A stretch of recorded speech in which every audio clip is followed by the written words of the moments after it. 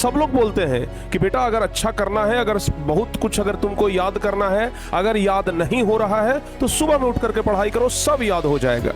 जब हम पढ़ाई करते थे तो हमारे माता पिता, हमारे गुरुजी, सब लोग जो हमसे बड़े थे सब कहते थे कि अगर याद नहीं होता है तो सुबह सुबह उठ करके पढ़ो, सब याद हो जाएगा।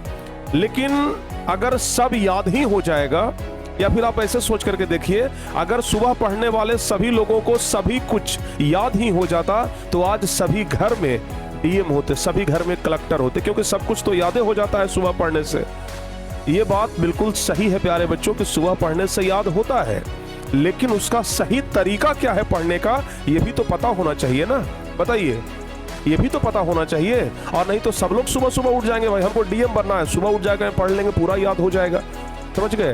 तो भाई ऐसे नहीं होता है, ठीक है ना। सुबह उठने से फायदा जरूर होता है, ये हम भी मानते हैं, लेकिन अगर आपका सुबह सुबह उठ करके पढ़ने का तरीका अगर अच्छा है, अगर जायज है, तब तो आप लोग एकदम अच्छे तरीके से इसका लाभ उठा सकते हैं। आप लोग सुबह पढ़िए, याद जरूर होगा। लेकिन अगर आपका पढ़ने का तरीका ही गलत है, नाजायज है, तो फिर आप कितनों सुबह में उठ के पढ़ लीजिए, चाहे 5 बजे क्या 3 बजे 4 बजे उठ जाइए, कोई फायदा होने वाला नहीं है। तो आज का टॉपिक बस यही है कि सुबह उठ करके कैसे पढ़ाई करें कि हम कमाल कर सकते हैं। तो भाई आज हम आपको बताएंगे कि किस तरीके से आप पढ़ाई करो कि आप कमाल कर सकते हो। सबसे पहली बात, बच्चे अक्सर क्या करते हैं हम आपको बताते हैं, एकदम शुरू से शुरुआत करते हैं।